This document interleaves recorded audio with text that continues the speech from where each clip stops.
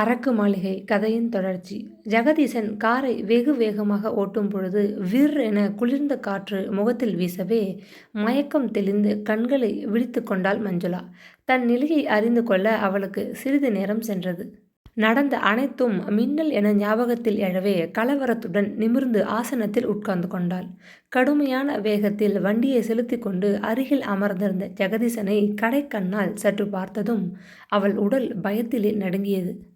இப்பொழுது அவள் அவனுடன் எங்கே போய்க் கொண்டிருக்கிறாள்? எப்படி இது நடந்தது? அவளுக்கு ஒன்றுமே புரியவில்லை. நெற்றி மீது வழிந்து காதோரத்தில் ஓடிய வியர்வையை துடைத்து கொண்டு மெல்ல கண்ணாடி வழியே வெளியே பார்த்தாள். வண்டியின் வேகம் கொஞ்சம் குறைந்தது. ஜெகதீசன் அவள் பக்கம் திரும்பி பார்த்து, விழித்து கொண்டு விட்டாயா?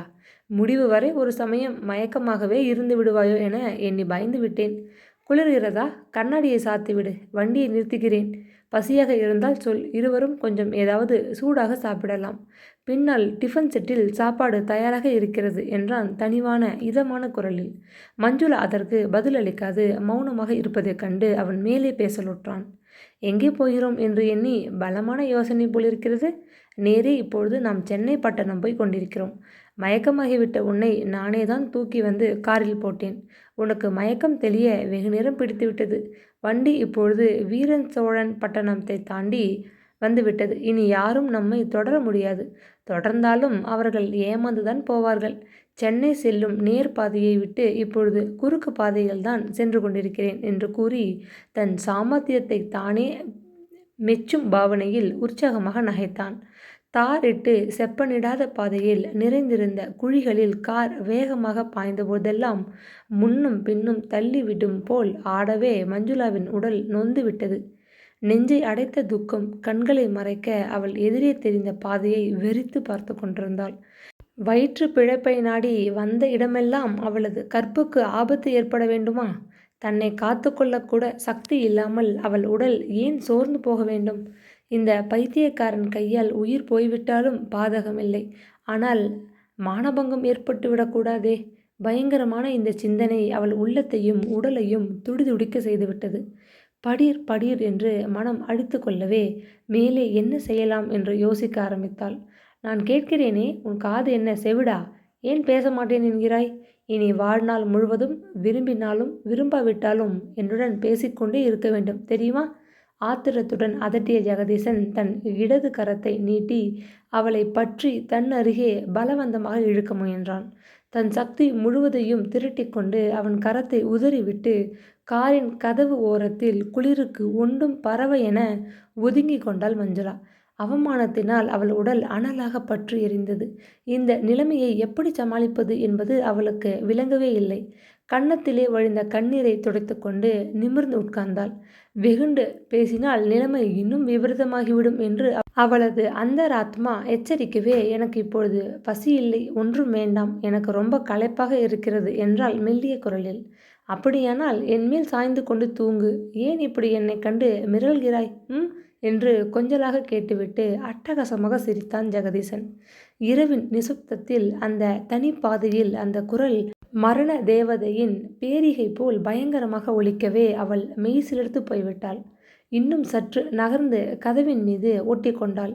கதவை திறந்து கொண்டு வெளியே குதித்து விட்டால் என்ன என்று ஒரு கணம் அவள் சிந்தனையில் இழையோடியது. அவள் மனத்தை அறிந்து கொண்டவன் போல் ஜெகதீசன், வெளியே குதித்தாயோ மண்டை சிதறி போய்விடும், அப்பொழுதும் என்னிடமிருந்து தப்பிவிட முடியாது என்றான். மஞ்சுளாவிற்கு தூக்கி வாரி போட்டுவிட்டது. உண்மையில் அவன் பைத்தியக்காரனா அல்லது காம வெறி பிடித்த கயவனா? குழப்பத்துடன் அவள் மௌனமாக இருந்தாள். வண்டி வேகமாக முன்னேறி கொண்டு சென்றது. சிறிது நேரம் பேசாமல் இருந்த ஜெகதீசன் தொண்டையை கனைத்து கொண்டு அவள் பக்கம் மறுபடியும் திரும்பினான். மஞ்சுளா, இப்படி என் அருகில் வா, பயப்படாதே. என் அண்ணன் என்னை பற்றி உன்னிடம் ஏதாவது சொல்லி பயமுறுத்தி விட்டானா? கோல் சொல்லி. அவன் சொல்லியிருப்பான். சூதுக்காரன், பைத்தியம் என்று எனக்கு பட்டம் சூட்டி என்னை சிகிச்சை விடுதியில் சிறை வைத்த சதிகாரன் அவன். நமது அன்பை பிரித்து நம் வாழ்வை நாசமடிக்கவும் திட்டமிட்டிருப்பான். நான் பைத்தியமும் இல்லை, பித்தனும் அல்ல. இதெல்லாம் வீண் கதை. நீ என்ன நினைக்கிறாய் என்று கேட்டான். மஞ்சுளாவின் குழம்பிய மூளை சற்று நிதானத்தை அடைந்தது. தான் எதுவுமே பேசாமல் இருப்பது தவறு என உணர்ந்து சற்றென்று, நான் அப்படியெல்லாம் நினைக்கவில்லை என்றால் மெல்லிய குரலில். இதனால் சற்றே கோபம் தணிந்த ஜெகதீசன், உற்சாகவசமானான். எனக்கு தெரியும், உண்மையில் நீ என்னைதான் நேசிக்கிறாய். வீண் வதந்திகளை கேட்டு பயந்து விட்டிருந்தேன். அதனால்தான் நான் உன்னை அணுகிய போதெல்லாம் மிரண்டு கூச்சலிட்டு விட்டாய் இல்லையா என்று தனிவான குரலில் உல்லாசமாக கேட்டான். மஞ்சுளா பதில் பேசவில்லை. அவள் இருதயம் வெடித்துவிடும் போல அடித்து கொண்டது. பேசினாலும் ஆபத்து, பேசாவிட்டாலும் ஆபத்து என்று நிலைமையை வர வர விபரீதமாக போகிறதே. என்ன செய்வோம் என எண்ணி கலங்கிக் கொண்டிருந்தாள் அவள். உனக்கு ஆனாலும் மிகவும் சங்கோஜம். இதுவரை என்னை நேராக நிமிர்ந்து ஒரு தடவை கூட பார்த்ததில்லை. உண்மையில் மஞ்சுளா, உனது சங்கோஜ சுபாவந்தான் என்னை உன்பால் வெகுவாக கவர்ந்து விட்டது. ஆண்களுக்கு சரியாக வந்து நின்று கொண்டு அட்டகாசமாக பேசி சிரித்து மயக்கம் அடங்கா பிடாரிகளை கண்டால் எனக்கு கட்டோடு பிடிக்காது. உன்னை பார்த்த நாள் முதல் நான் என் உள்ளத்தை உன்னிடம் பறிகொடுத்து விட்டேன். இந்த அன்பு இரவும் பகலும் என்னை வாட்டி வதைத்து என் இருதயத்தை புழுவாக அரித்துவிட்டது. விஷயத்தை அறிந்த சித்தி இது சம்பந்தமாக சகல உதவிகளும் செய்ய முன்வந்தார்கள். அவர்களுக்கு நாம் மிகவும் நன்றி கடன் செலுத்த கடமைப்பட்டு இருக்கிறோம் என்றான். திடுக்கிட்டு போன மஞ்சுளா சித்தி என்றால் ஆச்சரியம் கலந்த பயத்துடன். ஆமாம், என் சிறிய தாயாருக்கு என்மேல் உயிர். நானும் நீயும் திருமணம் செய்து கொண்டு சுகமாக குதூகலமாக வாழ வேண்டும் என்பதற்காக இந்த குடும்பத்தையே விரோதித்து கொள்ள துணிந்து விட்டார்கள். இன்று இரவு எப்படியாவது உன்னை பலவந்தமாக கடத்தி சென்று விட வேண்டும் என்பது அவரது யோசனை. முன்கூட்டியே உணவு, பணம், கார் எல்லாம் தயாராக கீழே வைத்திருந்தார்கள். தக்க நேரத்தில் என்னை வந்து அக்கறையுடன் எச்சரித்தார்கள். அவர்கள் போட்ட திட்டம் முக்காலும் வெற்றி பெற்றுவிட்டது. பங்களாவின் 4 வாசல்களையும் பூட்டி முன்னதாகவே சாமான்கள் முதலியவற்றை அப்புறப்படுத்தி விட்டார்கள். அதனால் நம்மை யாரும் சுலபமாக தொடர்ந்து வர முடியாது, தெரிந்ததா என்று கூறிவிட்டு வெற்றி களிப்பில் சிரித்தான். மீண்டும் பதறியே போனாள் மஞ்சுளா. என்ன செய்வதென்று அறியாது திணறினாள். சௌமினியின் துரோகச் செயலா இது? அவளால் இதை ஒரு சிறிதும் நம்ப முடியவில்லை. ஒரு பாவமும் அறியாத அவளை ஏன் இதில் சிக்க வைக்க வேண்டும்? இதனால் அவளுக்கு என்ன லாபம் கிடைக்கப் போகிறது? வேலைக்கார பெண்ணை மருமகளாக ஏற்க திட்டமிட்டதன் மர்மம் இதுதானோ? இதை நினைக்க நினைக்க அவள் தலை சுற்றியது. கண்ணில் புரண்ட கண்ணீர் கன்னங்களை நினைத்தது. ஒருவேளை பங்களாவில் நடந்த சம்பவத்தை அறிந்த கிரிதரன் உடனே பின்னால் ஓடி வந்து தன்னை காப்பாற்றக்கூடும் என இதுவரை நெஞ்சின் ஓரத்திலே ஒட்டி கொண்டிருந்த சிறியதொரு நம்பிக்கையும் இப்பொழுது அடியோடு குலைந்து விடவே பயத்திலே மெய் விதிர்த்து உடல் சில்லிட்டு சிலையாகி விட்டாள். சிலை போல் ஸ்தம்பித்து பிரம்மை பிடித்தவள் போலாகிவிட்ட மஞ்சுளாவை ஜெகதீசன் ஏறிட்டு பார்த்தான். அவனுக்கு ஒன்றுமே புரியவில்லை. மீண்டும் அவளை நோக்கி, என்ன யோசிக்கிறாய்? விடிந்து கொஞ்ச நாழிகையில் நாம் சென்னைக்கு போய்விடுவோம். இப்பொழுது தற்சமயம் ஒரு ஹோட்டலில் தங்கியிருப்போம். சில நாட்களில் சித்தி அவர்கள் பணத்துடன் வந்து விடுவார்கள். மேற்கொண்டு விவாகத்தையும் நடத்தி வைப்பார்கள். சுலபமாக எளிய முறையில் ஒரு கோவிலில் சுருக்கமாக திருமணத்தை முடித்து கொண்டு விடலாம் என்பதுதான் என் அபிப்பிராயம். அதற்கு பின்னர் சொத்து பாகப்பிரிவினை பற்றி அப்பாவிடமே நான் நேரில் பேசப்போகிறேன். சென்னையிலேயே நான் ஏதாவது ஒரு சிறு வியாபாரத்திலே ஈடுபட்டு தனி குடித்தனமாக இருக்க வேண்டும் என்பது என் ஆசை. என்ன சொல்கிறாய்? பேசுவதற்கு வெட்கமாக இருக்கிறதா என்றான், பற்கள் அனைத்தும் வெளியே காட்டியபடி. இவையெல்லாம் மஞ்சுளாவின் காதுகளில் நாராசம் போல் பாய்ந்தன. அவள் மனம் எண்ணாததெல்லாம் எண்ணி தவித்தது. கெட்ட எண்ணங்கள் பலவற்றை சிந்தனையில் கொண்ட காம வெறியன் கரங்களால் தீண்டி எடுத்து காரில் கொண்டு வந்து போட்ட இந்த உடல் அப்படியே எரிந்து சாம்பலாகி விடக்கூடாதா என்று எண்ணி தன்னையே நொந்து கொண்டாள். கண்ணீர் அவள் கண்களை மறைத்தது. மீண்டும் அவள் தலை சுற்றியது. சுவாசம் நெஞ்சை அடைத்தது. மயக்கம் வந்து விடாதிருக்க வேண்டி தன் நகங்களால் கரங்களை வேதனை ஏற்படும் வரை பலமாக அழுத்தி கீறிக்கொண்டாள். இது ஒன்றையும் உணராத ஜெகதீசன் தன் குடும்பத்தின் மீது கொண்ட ஆத்திரம் அனைத்தையும் நெருப்பாக கக்கினான். கல்யாணத்தின் போது என் தாயின் ஆபரணங்களை உனக்கு அணிவித்து அழகு பார்க்க வேண்டும் என நான் ரொம்பவும் ஆசைப்பட்டேன். அவை சந்திராவின் வசம் ஒளித்து வைக்கப்பட்டிருந்தன. இரவும் பகலும் அவள் அறையை காத்து கொண்டு கிடந்த டைகர் நாய் என் திட்டங்களுக்கு இடைஞ்சலாக இருக்கவே அதை தீர்த்து கட்டிவிட வேண்டும் என்று துணிந்தேன். ஒரு நாள் தோட்டத்தில் அதனுடன் விளையாடுவது போல் போக்கு காட்டி அப்படியே கழுத்தை பிடித்து நெரித்து கொன்று விட்டேன். அப்படியும் பயன் இருக்கவில்லை. சதிகாரி சந்திரா அந்த நகைகளை கொடுக்க மறுத்துவிட்டாள். அவள் கழுத்தையும் அப்படியே நெருக்கி என்று முடிக்காது கோபத்துடன் நிறுத்தினான். அவனை சுற்றி உஷ்ண காற்று பரவி நின்றது. கொல்லன் உலையூதியைப் போல பெருமூச்சுகள் எழ அவள் பக்கம் திரும்பி பார்த்தான். மஞ்சுளா நடுநடுங்கி விட்டாள்.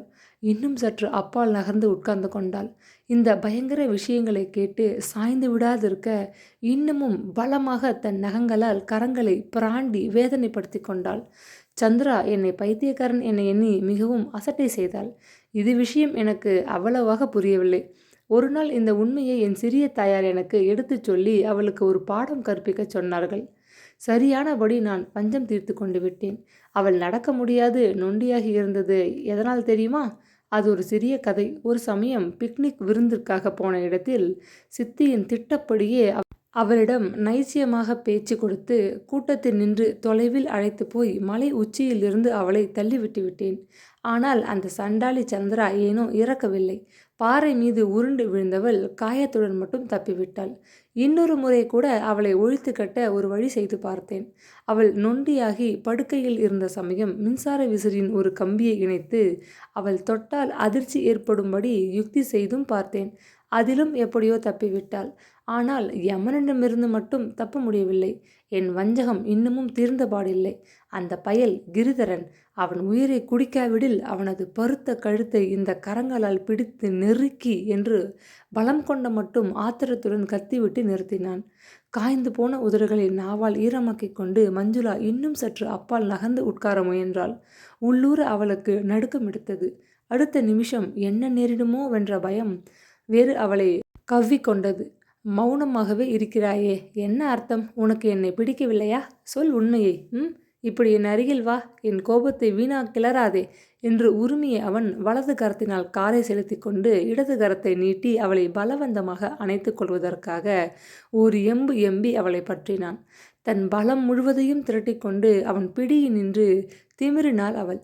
சீ, என்னை விடு என்று சர்ப்பம் போல் சீறினால் கோபம் தாழ முடியாது. அவ்வளவுதான். ஜெகதீசனது ஆத்திரம் கட்டுக்கடங்காது பொங்கிக் கொண்டு புறப்பட்டு விட்டது. என்ன சொன்னாய் என்று உரிமை விட்டு அவளை பிடித்து தன்னருகே இன்னும் இழுத்தான். அவள் திமிரி கொண்டு துடிப்பதைக் காண அவனுக்கு பொறுக்க முடியவில்லை. என்னை வெறுக்கிறாயா? பைத்தியக்காரன் என்று ஏளனமா செய்கிறாய்? அத்தனை அருவருப்பாகவா இருக்கிறது என்மேல் உனக்கு? உன்னை விட்டுவிடுவேன் என்று மட்டும் கனவில் கூட நினைக்காதே. உனக்கு நான் வேண்டாம் என்றால் நீயும் மற்ற எவருக்கும் வேண்டாம். ஓஹோ, அவ்வளவுக்கு வந்துவிட்டாயா? இதோ பார் என்று கத்திய ஜெகதீசன் தன் இரு கரங்களையும் நீட்டி அவள் கழுத்தை பற்றினான். வா, வாழ முடியாவிட்டால் இருவருமே சேர்ந்து இறந்து போவோம் என்று எகிறிக்கொண்டு கரங்களை இறுக்கினான். பற்களை கடித்து கொண்டு கால்களை பலமாக ஆக்சிலேட்டர் மீது ஒரு அழுத்து அழுத்தவே கார் சரேல் என ஒரு துள்ளலில் வேகமாக முன்னே விரைந்து ஓடியது. எதிரே வந்த திருப்பத்திலே ஒரு திசையாக விரைந்த வண்டி அங்கு ஒரு முடுக்கிலே நின்று கொண்டிருந்த பெரிய புளிய மரத்தின் மீது மாபெரும் சப்தத்துடன் மோதிக்கொண்டு சாய்ந்து 2 முறை உருண்டு அருகிலிருந்த பள்ளம் ஒன்றில் தொப்பென்று விழுந்தது.